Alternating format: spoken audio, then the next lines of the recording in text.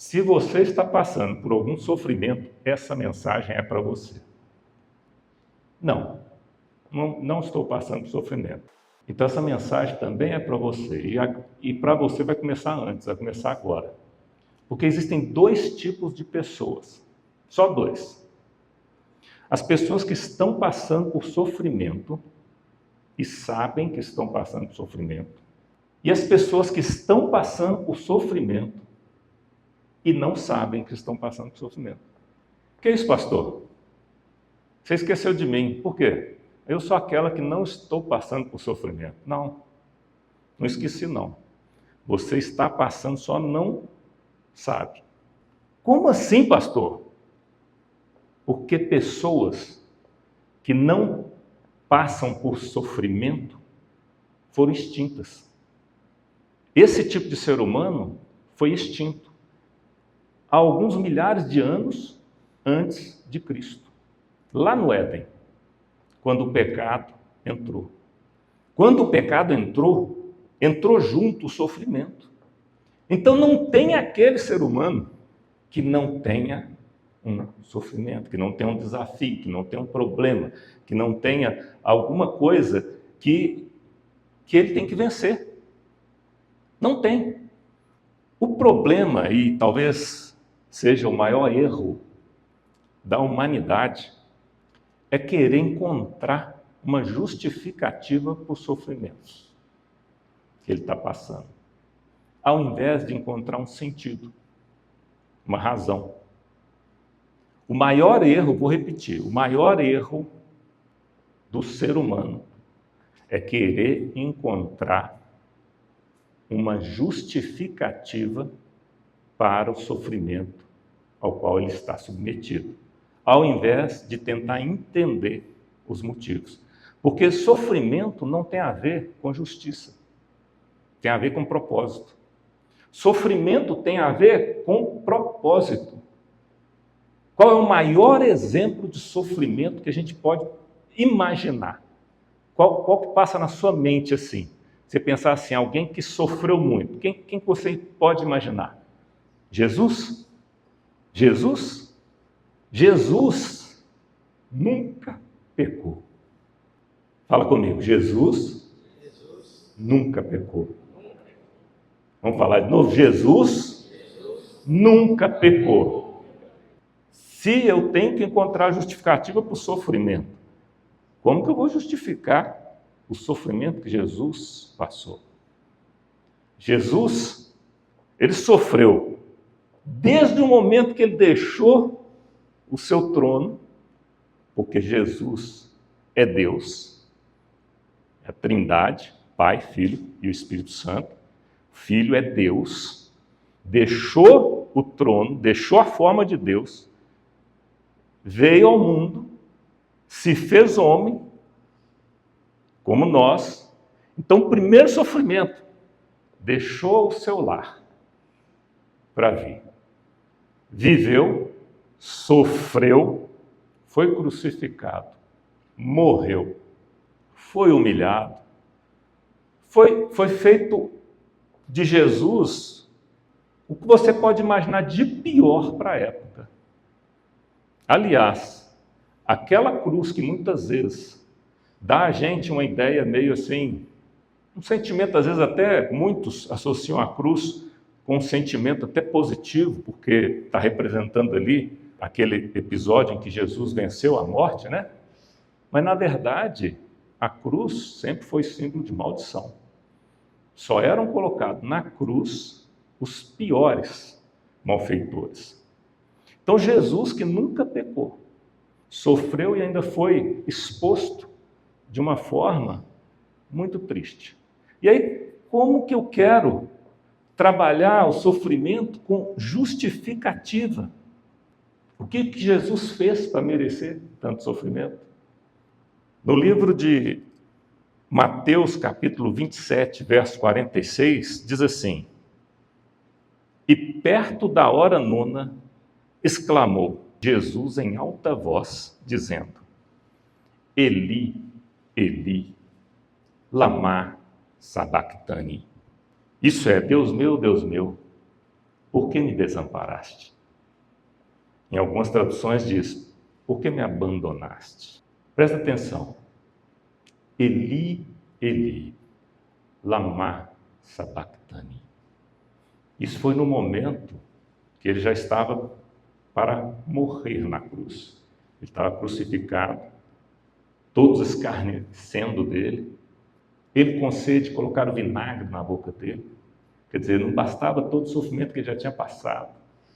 Ele já estava nos últimos suspiros. E esse episódio, esse momento, é a maior prova de que Jesus era homem mesmo. Não era Deus ali. Deus não estava morrendo. Quem estava morrendo era o homem. Porque até Jesus, com toda a proximidade dele com Deus, ele teve um momento dele que ele disse assim, Pai, por que me abandonaste? Você consegue imaginar o que é isso? Jesus chegar ao ponto dele achar que Deus o abandonou. Parou para pensar?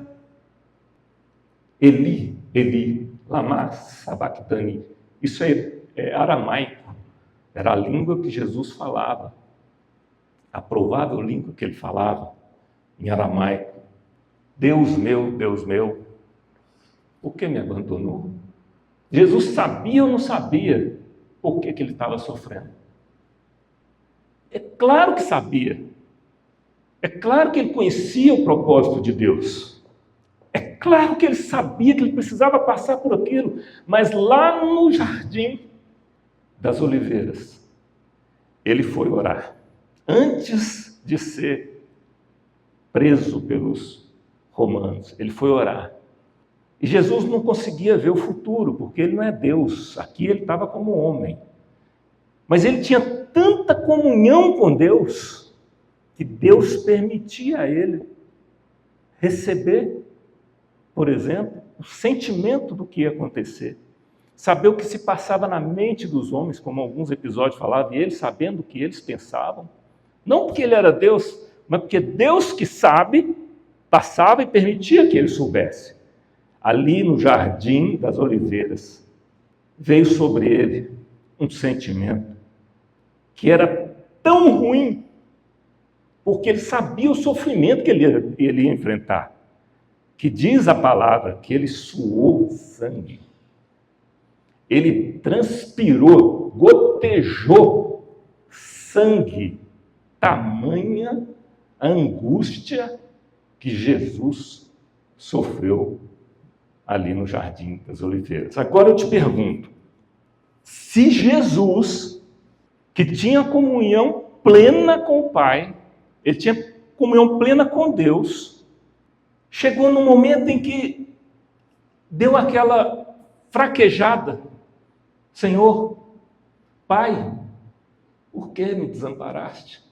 Eu te pergunto, Deus desamparou Jesus? Deus abandonou Jesus? Não, mas até Jesus teve esse sentimento. Por que você não vai ter? Por que você, que nem tem tanta comunhão com Deus como Jesus tem? E isso eu posso falar porque ele nunca pecou. E nós pecamos. Nós não somos pecadores. Pecador é o profissional do pecado, é aquele que anda de braço dado com o pecado, é aquele que tem comunhão com o pecado. Mas nós pecamos, nós erramos. Pecado na vida do cristão é um acidente. Se nós que pecamos, como que nós vamos questionar momentos em que a gente diz assim, Deus, onde está o Senhor? O que está acontecendo? Por que eu estou passando por isso? O que eu fiz? Essa é a mente humana, carnal e animal. Ele quer justificar o sofrimento baseado no que ele recebe. Imagina só uma criança, imagina, você que é pai, você que é mãe, imagina uma criança que ela recebe do pai e da mãe um alimento, na hora que ele vai receber um medicamento amargo. Você acha que essa criança tem a capacidade de entender que aquele medicamento amargo é para o bem dela? Não, isso para ela é sofrimento. Nós somos assim. Todas as vezes que nós recebemos alguma coisa que contraria aquilo que a gente gostaria, isso para a gente se traduz em sofrimento. Sofrimento e vida andam lado a lado. Não existe vida sem sofrimento. Sabe quando vai acabar o seu sofrimento? Notícia boa é que ele vai acabar. Diga amém. Vou falar de novo. Um dia seu sofrimento vai acabar. Sabe quando? Quando você morrer. Ou quando Jesus voltar. Se ele ainda te pegar aqui vivo. Só quando você morrer vai cessar o seu sofrimento. Porque o sofrimento e a vida caminham lado a lado. Não tem vida, não existe vida sem sofrimento. Bom, se não existe vida sem sofrimento, qual que é o nosso desafio? Nosso desafio é saber conviver com o sofrimento da melhor forma possível. Se não existe vida sem sofrimento, e se sofrimento vai fazer parte de mim, eu tenho que entender bem o que é esse sofrimento e, quem sabe, tirar proveito dele. É possível, pastor, tirar proveito de um sofrimento? É possível e é necessário. Sofrimento é necessário que você saiba lidar com ele e tire proveito. Tem um termo que é utilizado que é sofrimento produtivo. O que é um sofrimento produtivo? Um sofrimento que produz um fruto. Um sofrimento que não é simplesmente para te martirizar, não é simplesmente para te fazer sentir dor, ele não é simplesmente para te tirar o sono, ele é necessário para que você conquiste alguma coisa. Entender o sofrimento nesse aspecto produtivo, de forma alguma, visa minimizar a dor ou eliminar as dificuldades que, porventura, você esteja passando ou passou. De maneira alguma visa minimizar a dor ou eliminar as dificuldades. Ou seja, é preciso respeitar esse seu desafio, esse seu momento, essa sua dor. Porque não é fácil.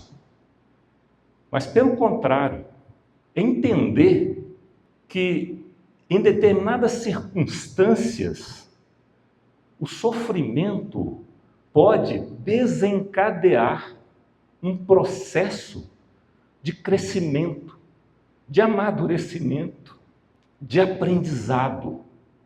Esse processo que o sofrimento traz pode te ensinar.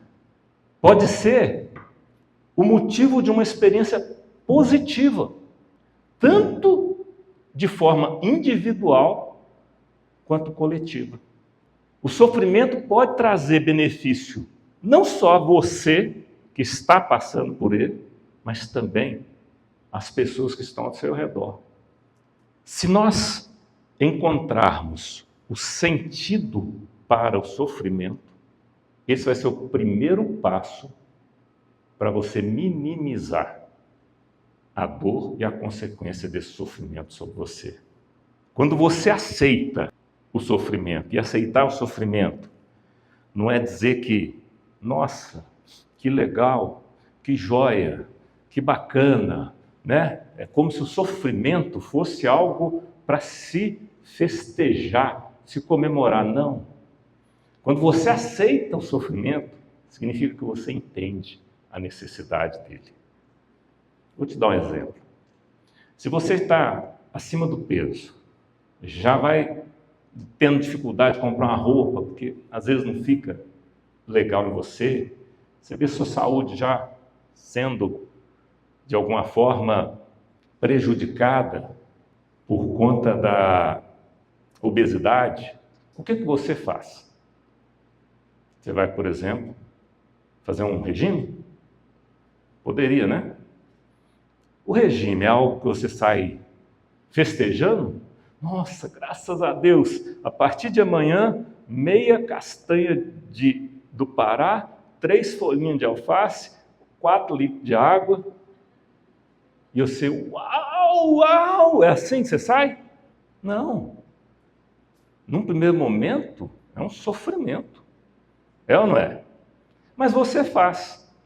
E por que você faz? Porque você vê sentido nesse sofrimento.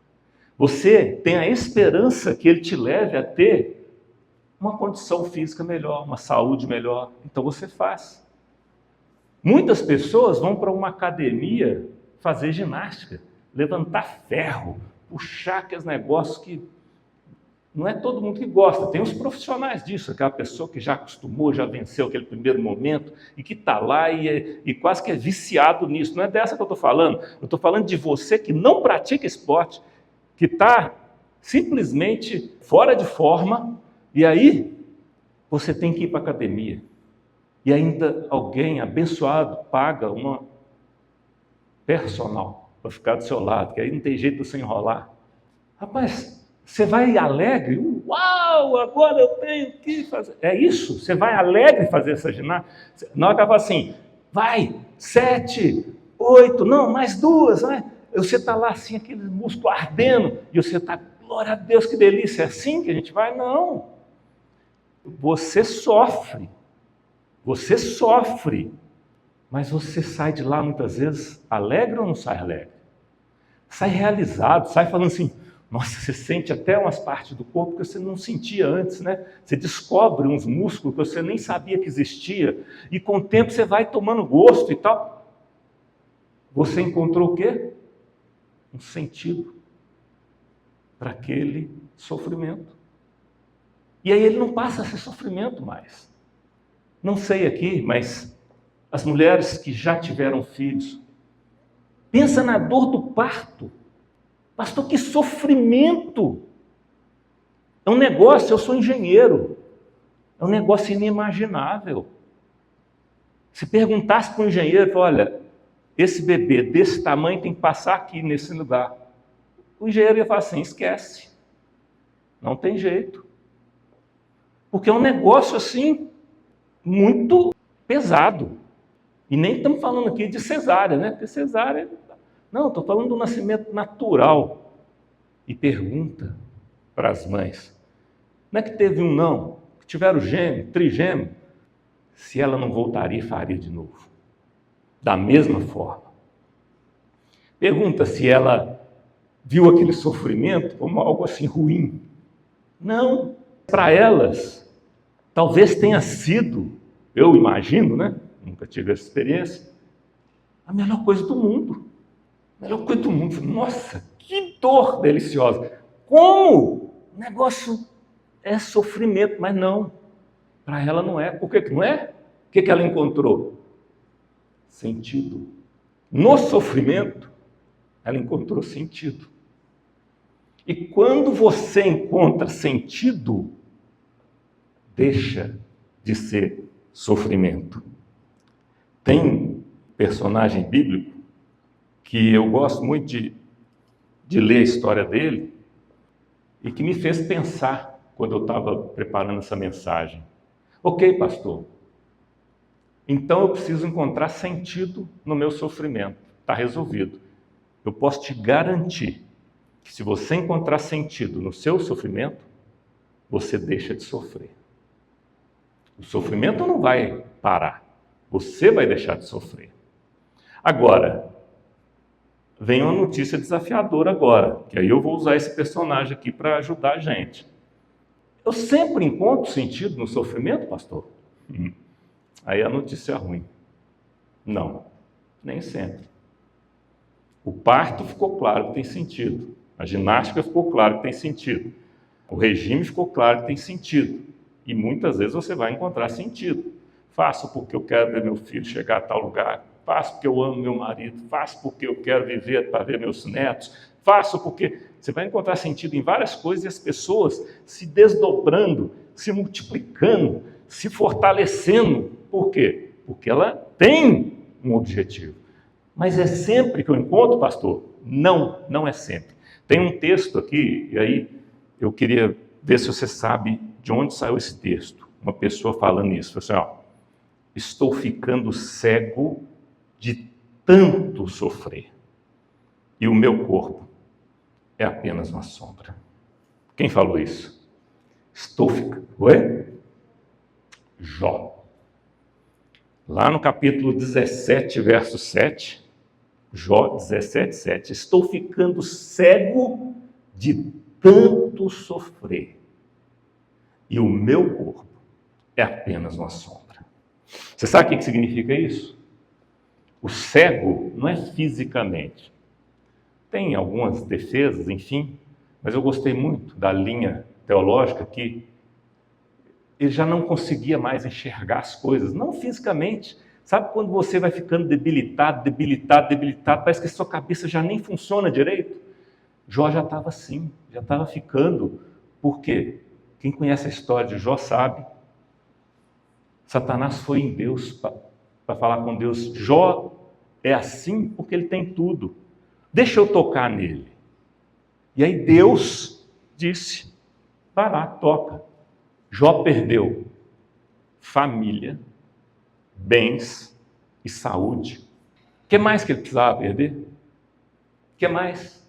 Família, bens e saúde.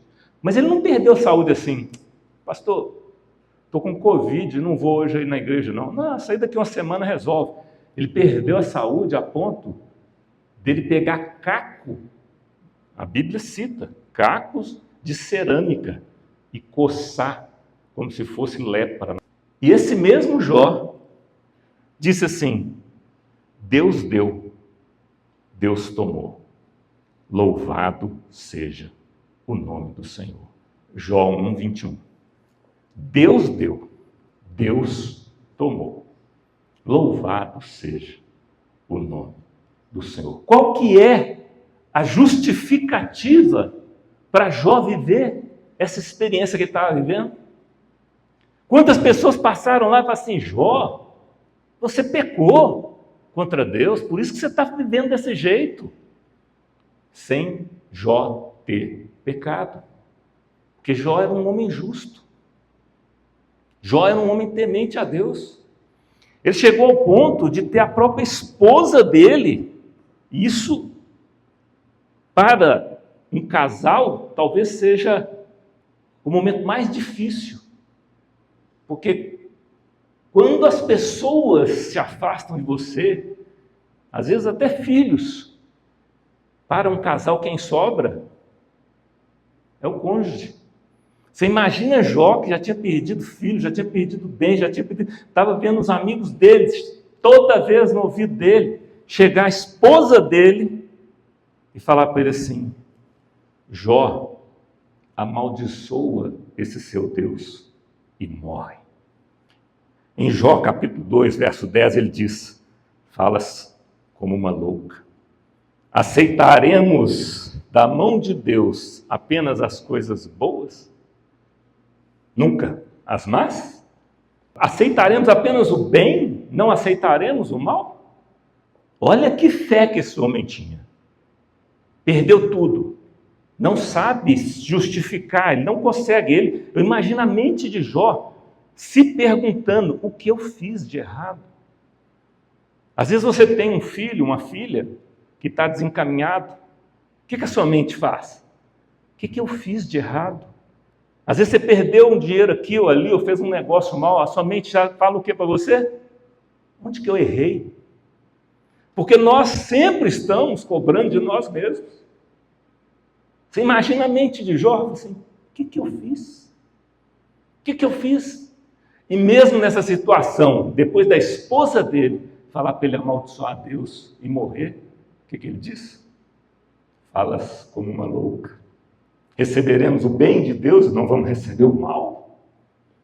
É como aquela criança que diz assim: eu recebo a comida dos meus pais, mas não vou receber o remédio, a medicação, a vacina, porque na cabeça da criança ela não entende. Mas Jó é um exemplo de fé e nos ensina que, apesar de nós não conseguirmos enxergar motivos, Deus está sempre no controle. Deus não perdeu o controle. Provérbios 16, 9 diz: o coração do homem traça o seu caminho, mas o Senhor dirige os passos. Nós planejamos, nós plantamos, mas quem de fato determina o que vai acontecer é Deus. E Jó é um exemplo de fé. Ah, pastor, então a gente nem sempre consegue sentido. Não. E quando eu não consigo sentido, pastor, o que eu preciso? Em primeiro lugar, fé. Aprenda com Jó. Tenha fé. Só isso basta, pastor? Não. Só fé não basta, não. Vou te mostrar outros exemplos aqui, que só fé não basta, não. Você precisa de mais alguma coisa. No livro de Gênesis, capítulo 45, versos de 5 a 8, na verdade eu vou ler o primeiro verso e depois a gente vai lá para o 8 rapidinho, só para você ver o contexto. Agora, não se preocupem, nem fiquem chateados por terem me vendido para cá, porque foi para salvar vidas que Deus me enviou adiante de vocês. Aí lá no verso 8 diz assim: portanto, não foram vocês que me enviaram para cá, mas Deus. Quem que é esse aqui?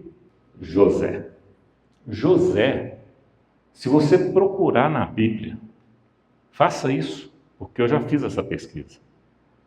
Procure na Bíblia um lugar, só um, não precisa ser 2 não, nem 3. Um lugar em que José murmurou. Fala para mim aí. Ah, pastor, tem aquele lugar, tem aquele momento, aquela hora. Um só quero um. Você não vai encontrar. Um menino de Deus, um menino bom, que não tem também o que você falar dele. De repente, ele é vendido pelos seus irmãos. É vendido. Já é um sofrimento sem tamanho, né? Sem tamanho. Você imagina alguém que cresceu com você, seu irmão, família, te trair, armar para você e te vender. Ele foi vendido. Ele foi vendido e, como se não bastasse, lá na casa daquele que o comprou, ele passa por uma situação injusta. Acusado de tentar seduzir a esposa do patrão dele, sem que ele tivesse feito nada. Você conhece a história. A esposa estava de cima dele, ele não querendo nada, e ela acusa ele. Por essa acusação injusta, olha a gente em busca de justiça. De novo, a mente. Você foi preso porque você merece. Olha de novo a mente carnal, animal, terrena. Sem merecer, ele vai para a prisão. E nunca murmurou. Nem um versículo você vai encontrar José murmurando. E a Bíblia nos ensina isso. A Bíblia ensina em Filipenses capítulo 2, verso 14: fazei tudo sem murmurações, nem contendas. Fazei tudo sem murmurações, nem contendas.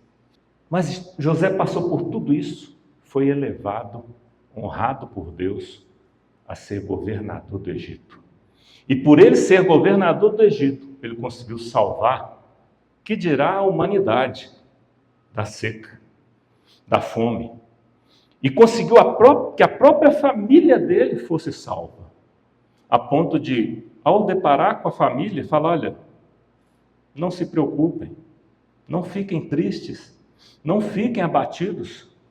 Não foram vocês que fizeram aquele mal comigo. Olha a mente desse José. Olha, não foram vocês, foi Deus. Isso é, de fato, um homem que tinha comunhão com Deus. Porque, para ele, aquele problema ali se tornou pequeno. Quando ele entendeu o sentido daquilo tudo.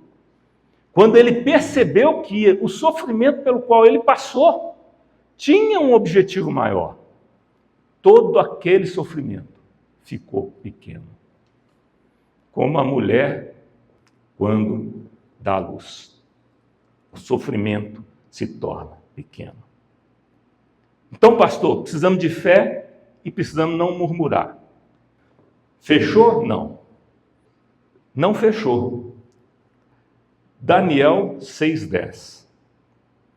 Quando Daniel soube que o decreto fora publicado, foi para casa, para seu quarto, onde as janelas davam para Jerusalém. 3 vezes por dia.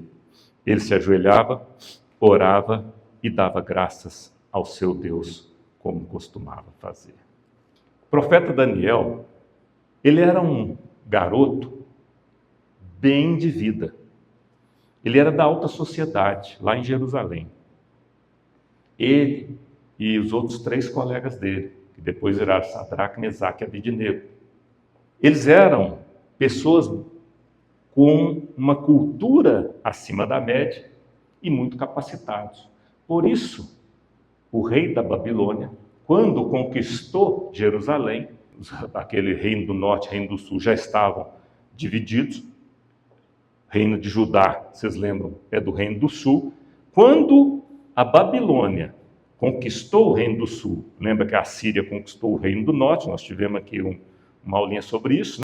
Quando a Babilônia conquistou o reino do sul, o reino de Judá, eles pegaram e escolheram pessoas assim, olha o currículo dela, dá uma olhada aí como é que está, pesquisaram, esses são bons, traz ele aqui, porque a gente quer misturar a cultura e absorver alguma coisa. E levou cativo para a Babilônia Daniel e os 3 amigos dele. Então, o primeiro sofrimento de Daniel, saiu da casa dele, daquele conforto, e foi ser exilado na Babilônia. Segundo sofrimento, ele era um homem muito temente a Deus. E no primeiro momento que ele chegou na Babilônia, ele viu que eles serviam comidas com um ritual que não atendia aos princípios que ele acreditava. Então ele recusou a alimentação. Ele falou assim: olha, me dá só legume, folhas. E não é para fazer regime, é porque era o que ele conseguia comer sem se contaminar. Segundo sofrimento, um regime forçado, sem precisar. Terceiro sofrimento, estou falando dos principais. Ele viu os 3 amigos mesmo dele, serem lançados numa fornalha de fogo. Imagina um sofrimento para quem ama os amigos, né? Ver serem lançados. E olha que são também 3 crentes de qualidade, viu? Precisamos de crente dessa qualidade. Crente que fala assim: olha, se curva a esse ídolo, porque se não se curvar, vai ser lançado na fornalha, e o sujeito não se curva. Terceiro sofrimento, viu os colegas serem lançados na fornalha. E o quarto e principal sofrimento dele, o rei ficou sabendo que Daniel ficava orando demais. E aí ele baixou um decreto: está proibido orar para esse seu Deus. Quando Daniel soube que o decreto fora publicado, foi para casa, para o seu quarto, onde as janelas davam para Jerusalém. 3 vezes por dia, ele se ajoelhava, orava e dava graças ao seu Deus. como costumava fazer. Ele não parou de orar. Não parou de orar. A Bíblia fala, lá em 1 Tessalonicenses, capítulo 5, verso 17, orai sem cessar. Orai sem cessar. Daniel não parou de orar.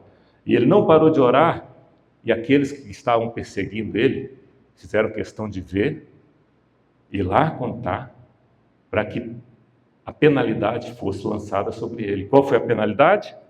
Vocês lembram? Daniel foi lançado na cova dos leões. Sofrimento em cima de sofrimento. E aí vem a parte boa.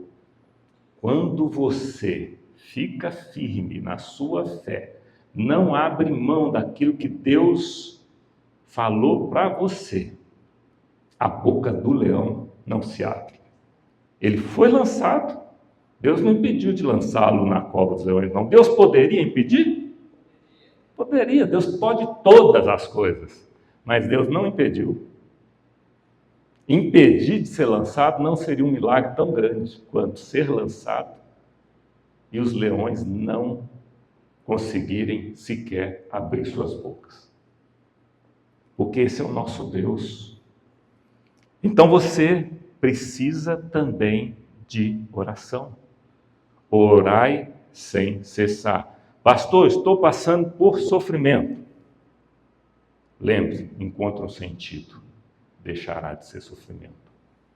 Não consigo ver sentido, pastor. Lembre de Jó. E tenha fé. Ah, pastor, eu não estou aguentando. Não reclame. Não murmure. Lembre de José. Você não está passando nem 1/10 do que José passou. E ele não murmurou. O que eu vou fazer, pastor? Vai orar. Lembra de Daniel. Vai orar. Conversa com Deus. Porque Deus fecha a boca do leão. Ah, pastor, meu caso não é leão. O que for o seu caso, substitua. O meu é financeiro. Então o seu leão é o financeiro. Ah, o meu é um filho. Então o seu leão é esse filho. Ah, não, o meu é saúde. Então o seu leão é a saúde. Mas Deus vai fechar a boca. E o que é o sofrimento? Sofrimento é qualquer experiência aversiva, ou seja, aquilo que nós temos aversão. E a sua emoção negativa correspondente. Ou seja, eu tenho aversão, eu não quero, e ao mesmo tempo eu tenho um sentimento em relação àquilo. O sofrimento, ele tem essa ligação, tanto da experiência, do que eu não quero, como a emoção. Ele está associado à dor e à infelicidade. Com raríssimas exceções, as pessoas normalmente não querem sofrer. Que é isso, pastor? Raríssimas exceções? Existe alguém que quer sofrer? Sim, por incrível que pareça. Um deles é o masoquista. Masoquista é aquele que sente prazer em sofrer. É algum distúrbio que ele tem e, com certeza, alguma coisa espiritual que ele precisa se livrar dela. Mas ele sente prazer no sofrimento.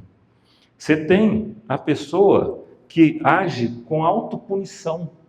Ela acha que ela merece sofrer. Ela, ao invés de alcançar isso que nós estamos falando aqui, de encontrar um sentido para o sofrimento, de caminhar no caminho que deveria caminhar, ela acha que ela deve, ela merece. Ah, não, o que eu fiz, o que eu deixei de fazer, como se Jesus já não tivesse pago o preço por nós. Tem a autocompaixão, as pessoas que ficam sempre com dozinha dela mesma, sempre assim, por que isso só acontece comigo, por que isso? Então ela vai sofrendo e meio que ela gosta daquela dorzinha de cotovelo, aquela coisa, ela sente prazer nisso. Não é o caminho certo, mas ela sente. Tem a questão de crenças. Tem pessoas que sofrem e gostam de sofrer porque faz parte da crença dela. Por exemplo, tem pessoas que sobem centenas de degraus de escada, de joelho, a ponto de sangrar o joelho, porque é parte da fé dela. Está sofrendo, e à toa. Mas ela sente prazer. Tem pessoas que carregam um tronco, quilômetros, sofrimento em vão, mas que ela sente prazer. Porque na ignorância dela, ela acha que aquilo é o que ela deveria fazer para agradar a Deus, ou para alcançar alguma graça. Mas em vão. Você quer ver o maior exemplo de sacrifício que é pregado e que é uma falácia? Purgatório. O que é a pregação do purgatório? A religião que o pratica, que o defende, diz que é um lugar onde você vai sofrer para alcançar a graça, para alcançar a salvação. Então, quer dizer, você faz o que você quiser aqui na terra, porque depois você vai para esse lugar sofrer para depois alcançar a salvação. Vou te dizer, esse preço já foi pago por Jesus e foi preço de sangue. Amém? Não tem mais lugar para você sofrer para poder alcançar a salvação. Ele já pagou esse preço. Para finalizar, transforme o sofrimento em algo produtivo. Isso que você está vivendo, assim como José, que ao final alcançou essa vitória, assim como Jó, que ao final recebeu tudo em dobro, assim como Daniel, que ao final foi honrado e passou por livramentos, assim como Jesus, que é o maior exemplo de sentido para o sofrimento. Porque através desse sofrimento de Jesus, através da crucificação, da morte e da ressurreição, Jesus conseguiu abrir um caminho para que você seja salvo. Através de Jesus é que veio a reconciliação do homem com Deus. A reconciliação do homem e a redenção vieram a partir desse sofrimento de Jesus. Aquilo que era o mal se tornou em bem. Que o seu sofrimento, que você esteja passando, seus desafios, as coisas que têm feito você perder o seu sono, a partir de hoje, sejam o início de um processo de transformação que vai te proporcionar crescimento, amadurecimento e aprendizado. Que Deus te abençoe.